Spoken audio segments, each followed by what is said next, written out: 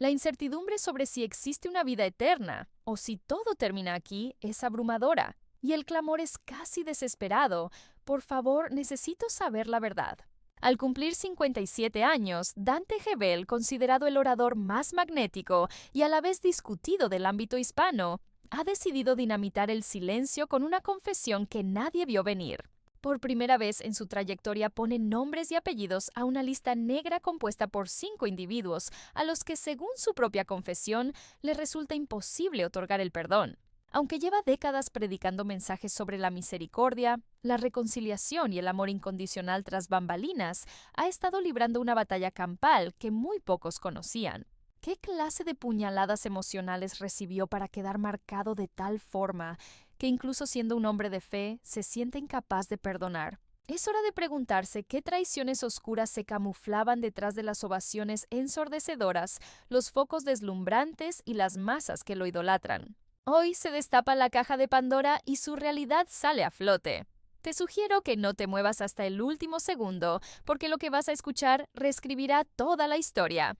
Para una inmensa marea de gente en toda América Latina, Gebel ha trascendido el rol de pastor. Es un ícono, una marca registrada y una verdadera revolución en la forma de procesar la espiritualidad. Su vida arrancó el 6 de julio de 1968 en Buenos Aires, Argentina, en un escenario completamente ajeno al glamour que lo rodea hoy. Creció en el seno de una familia cristiana de recursos limitados, pero desde muy chico entendió que su don era la comunicación, el arte de tocar la fibra sensible y conectar con el otro. Lo que lo hacía diferente al resto no era un conocimiento teológico profundo, sino un estilo único casi rebelde de transmitir el mensaje. Hablaba el mismo idioma que el pueblo, narraba sus propias vivencias, se burlaba de sus fracasos y tenía la capacidad de llevar a la audiencia de la risa al llanto en segundos. Su explosión mediática llegó en la década de los 90 con el famoso Superclásico de la Juventud, un evento masivo que abarrotaba estadios con decenas de miles de jóvenes sedientos de algo auténtico. Aquello no tenía nada que ver con una cruzada evangelística convencional. Era un show de alto nivel con despliegue de luces, humor ácido y una pasión desbordante. Gebel tuvo la audacia de convertir el púlpito en una tarima de espectáculo sin pedirle permiso ni perdón a nadie por romper los moldes. Sus discursos no eran sermones fríos ni cargados de doctrina pesada, sino llamaradas viscerales que atrapaban a cualquiera gracias a un carisma hipnótico. Con el paso del tiempo, su figura se cementó como una de las voces cristianas más poderosas e influyentes en todo el mundo de habla hispana. Dio el salto a los Estados Unidos, fundando River Church en Anaheim, California, un lugar que rápidamente se transformó en la meca espiritual para miles de latinos inmigrantes. Fue desde esa plataforma que lanzó su show televisivo Dante Gebel Live. El programa se emitió por cadenas gigantes como Univision y múltiples redes digitales, acumulando millones de reproducciones en cada una de sus entregas. Se convirtió en el primer líder evangélico en alcanzar semejante nivel de exposición en medios seculares, sin renunciar a su lenguaje de fe. Pero Dante no es solo un orador. Es una máquina de escribir bestsellers como Pasión de Multitudes, destinado al éxito, o títulos tan llamativos como El amor en los tiempos del Facebook, donde mezcla la cotidianidad, el humor y los valores espirituales con maestría. Sus obras rompieron el cerco religioso para venderse en aeropuertos, grandes superficies y ferias del libro generales, compitiendo con autores seculares. Para muchos observadores, Gebel había logrado la cuadratura del círculo, hablar de Dios sin parecer un religioso aburrido o desconectado de la realidad. Así se forjó la leyenda del pastor de las estrellas, como lo bautizaron algunos medios, proyectando una imagen fresca, elocuente y siempre sonriente. Desterró el traje y la corbata de su armario, optando por vaqueros ajustados, camisetas negras y una estética más cercana a una estrella de rock que a un clérigo. Se le veía compartiendo con figuras del espectáculo, participando en programas de entrevistas y ganando adeptos que ni siquiera eran creyentes. Su lema implícito era que todos cabían en su mesa, pero detrás de esa fachada perfecta y del hombre que conmovía a auditorios repletos se cocinaba algo denso. Las voces críticas no tardaron en aparecer y empezaron a sonar cada vez más fuerte. Lo acusaban de suavizar el evangelio para hacerlo digerible, de montar un circo en lugar de una iglesia y de sustituir el llamado al arrepentimiento por charlas motivacionales. Otros fueron más allá, etiquetándolo de hereje contemporáneo, mucho más enfocado en el entretenimiento y el marketing que en la santidad bíblica. Él, aparentemente inmune, seguía avanzando con una sonrisa frente a los dardos, citando aquella frase de Jesús sobre que «por sus frutos los conoceréis». Sin embargo, las grietas se hicieron evidentes, se filtraban rumores de reuniones conflictivas, boicots organizados y hasta censura de sus libros en su propia tierra. El brillo de los reflectores servía para tapar un campo de batalla minado del que muy poca gente tenía constancia real. Aquí es donde arranca la historia no oficial, esa que no verás en sus prédicas dominicales, ni en sus textos motivacionales, ni en los clips virales de redes. Es una crónica cargada de decepciones crudas, lealtades rotas y silencios pesados, donde Dante ya no le sonríe a la cámara, sino que confronta su propio reflejo.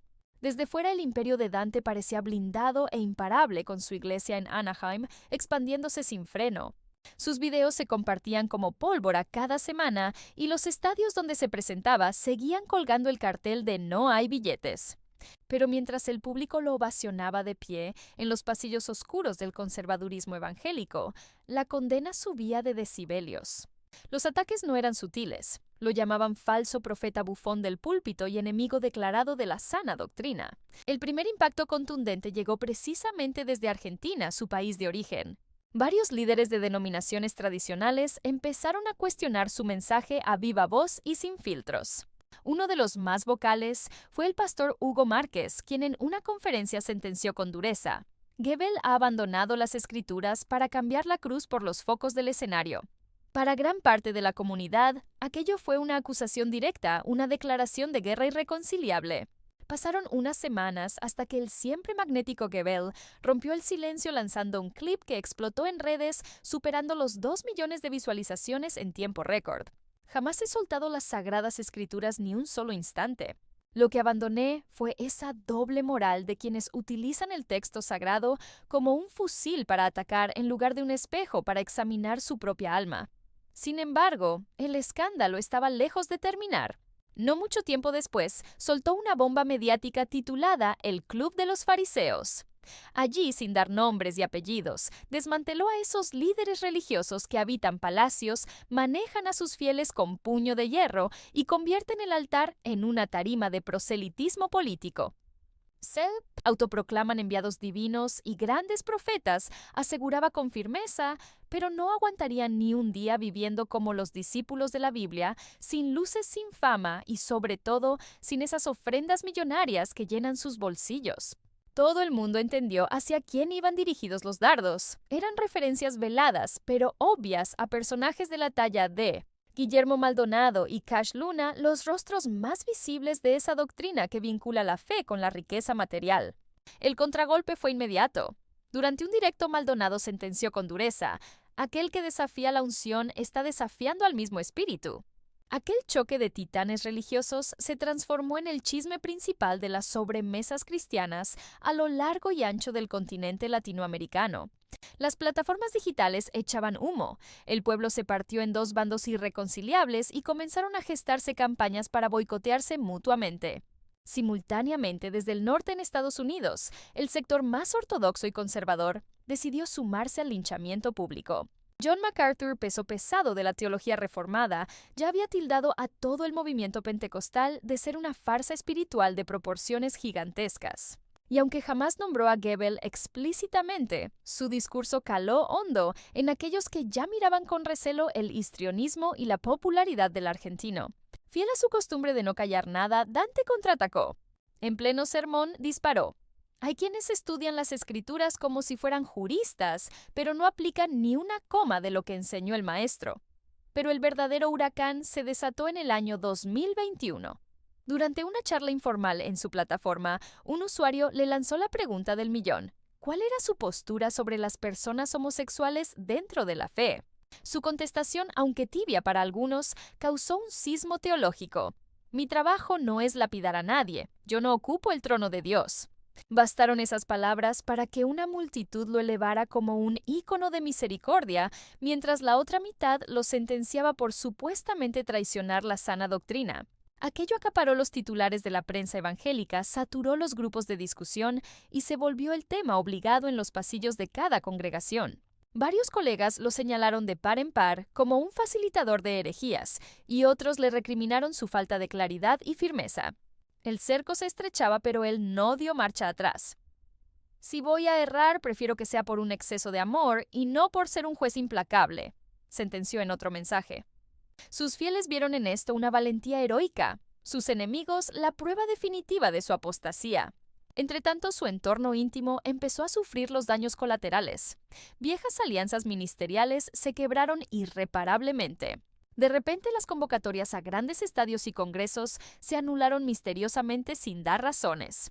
Hasta las casas editoriales que antes se peleaban por sus textos, ahora cerraban la puerta a sus nuevos escritos.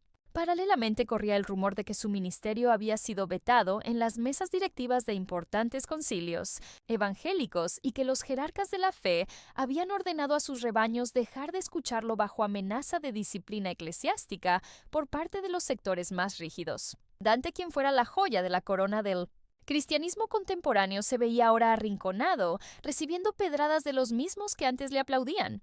Ante la marea creciente de odio, optó por mutismo absoluto. Se esfumó del mapa digital por una temporada. Cero contenido nuevo, nada de giras, ninguna declaración a la prensa. Solamente dejó colgada una frase enigmática en su muro. El silencio también es un sermón, pero nadie imaginaba que en esa pausa cocinaba una determinación radical. Aquella ausencia de Dante no fue un accidente. Después de tanta guerra declarada, clips incendiarios y réplicas feroces, comprendió que el vocabulario se había agotado. Ya había debatido, había alzado la voz y se había expuesto en carne viva ante el lente, pero esta vez su elección fue morderse la lengua. Y fue justo en esa quietud donde se libraron las guerras más cruentas. El clímax de la tensión ocurrió cuando una coalición de ministros latinos, encabezados por los guardianes de la ortodoxia, lanzó un comunicado oficial advirtiendo al pueblo sobre doctrinas aguadas, demagógicas y tóxicas para la sanidad de la fe. A pesar de no escribir su nombre, era un secreto a voces que el comunicado llevaba su foto implícita. Goebbels volvía a ser la diana de un fusilamiento colectivo, pero lejos de encender la cámara para devolver el golpe, sorprendió a todos con una jugada maestra. Subió a su Instagram una vieja fotografía monocromática de cuando era un crío junto a unas líneas cortas que partían el alma. No subí al púlpito para caerle bien a la cúpula religiosa. Lo hice porque ese pequeño que ven ahí necesitaba oír desesperadamente que el cielo lo amaba incluso cuando el mundo le daba la espalda. Fue un golpe directo al corazón. La postal voló por la red compartida miles de veces. Para su gente fue la prueba reina de que seguía siendo real. Sus críticos lo llamaron manipulación sentimental, pero lo cierto es que nadie pudo ignorarlo. A todos se les movió el piso. No pasó mucho tiempo antes de que la atmósfera se volviera aún más densa, desatando una tormenta perfecta de conflictos que nadie vio venir. En diversos rincones de Latinoamérica, ciertas congregaciones tomaron la drástica medida de vetar su literatura de los estantes, mientras que las plataformas digitales cristianas comenzaban a purgar sus sermones de la red. Los rumores sobre una lista negra clandestina cobraron fuerza. Se decía que existía un registro de predicadores non gratos y casualmente su nombre figuraba en la primera línea. El sistema institucional intentaba borrar su huella a toda costa. Sin embargo, en el vasto universo de las redes sociales, su influencia permanecía intacta y resonante. Tiempo después, en conversaciones íntimas con la prensa, Dante admitió haber caído en un pozo de depresión oscura, aclarando que no eran los ataques públicos lo que le quitaba el sueño. El verdadero puñal fue el mutismo de sus allegados, esos ojos que ahora miraban al suelo, y la deslealtad de aquellos que alguna vez compartieron batallas de oración a su lado. Su círculo de confianza se desmoronó. Figuras que antes posaban orgullosas junto a él en los estadios, ahora huían de cualquier asociación como si su amistad fuera contagiosa. Se llegó al extremo de que colegas del ministerio hablaban de él en tercera persona en los simposios, tratando su identidad como una palabra maldita que no debía pronunciarse. Un momento que definió esta cacería de brujas sucedió en Miami durante un prestigioso congreso, destinado a la élite del liderazgo espiritual. En medio de un panel de discusión, un moderador lanzó la pregunta a un pastor influyente sobre qué opinaba del efecto que Dante Gebel estaba teniendo en la juventud. Tras una pausa cargada de intención, el hombre sentenció con frialdad: elegimos no debatir sobre aquellos que mezclan la unción sagrada con el entretenimiento barato. Aquello fue una estocada directa al corazón. No hizo falta mencionar su apellido. pues todos entendieron que el antiguo invitado de honor se había convertido en el innombrable. La presión de la olla estalló definitivamente cuando salió a la luz un documento confidencial que nunca debió ser público. Se trataba de un escrito atribuido a una coalición de jerarcas evangélicos, donde aseguraban que la exposición mediática de Jebel estaba erosionando la reputación del Evangelio. Argumentaban que su falta de definición, su estética moderna y sus alianzas con el mundo del espectáculo representaban un peligro inminente para la pureza de la doctrina. Aunque el texto carecía de rúbricas oficiales, se propagó como la pólvora por los pasillos de las instituciones religiosas. Para sus defensores era la evidencia irrefutable de un complot para silenciarlo. Para sus detractores no era más que el cumplimiento de una justicia divina largamente esperada. A pesar del huracán Gebel, se aferró a una regla de oro inquebrantable, jamás convertiría su estrado en una trinchera para devolver los golpes. Subir al altar es para alimentar al hambriento, no para escupir veneno sobre la gente, declaró contundente en una de sus raras apariciones públicas. Así que en lugar de contraatacar, se refugió en la pluma y el papel volcando su alma en manuscritos crudos que narraban la agonía de la deslealtad y el difícil camino del perdón. Sin embargo, esas páginas cargadas de verdad permanecerían guardadas en un cajón por un tiempo más. Lo verdaderamente dramático no era el ruido exterior, sino la batalla interna, pues mientras el mundo lo juzgaba una interrogante devastadora, crecía dentro de su pecho. ¿Tengo realmente la capacidad de perdonar a quienes maquinaron mi ruina? Esa duda marcaría el inicio de una transformación radical e imprevista. Fue transitando ese desierto emocional tras años de mordazas forzadas y cicatrices vivas que Dante tomó la determinación que reescribiría su destino y el núcleo de su mensaje. No convocó a las masas en un estadio, ni preparó un montaje espectacular con luces deslumbrantes. Lo hizo desde la soledad de su estudio, encendiendo una cámara fija sin banda sonora, sin cortes de edición y sin un solo papel en la mano. Se presentó vistiendo una camiseta básica con el cansancio tatuado en el rostro y una mirada que había perdido su brillo característico. Con los ojos vidriosos rompió el silencio con una oración que descolocó a su audiencia. Este es el mensaje que jamás deseé tener que predicar. Por casi 60 minutos abrió su interior sin reservas, dejando de lado la habitual lluvia de citas bíblicas para hablar como un ser humano herido. No hubo lugar para el humor ni las historias simpáticas. Confesó sus noches de llanto, la rabia contenida y las cartas llenas de furia que escribió pero nunca se atrevió a enviar. Rompiendo todos los protocolos, mencionó con nombre y apellido a 5 individuos que según su relato lo habían manipulado y traicionado vilmente. Pero el giro que vino a continuación dejó a la audiencia absolutamente paralizada. No los nombro hoy para exponer sus vergüenzas, los nombro porque he decidido perdonarlos completamente.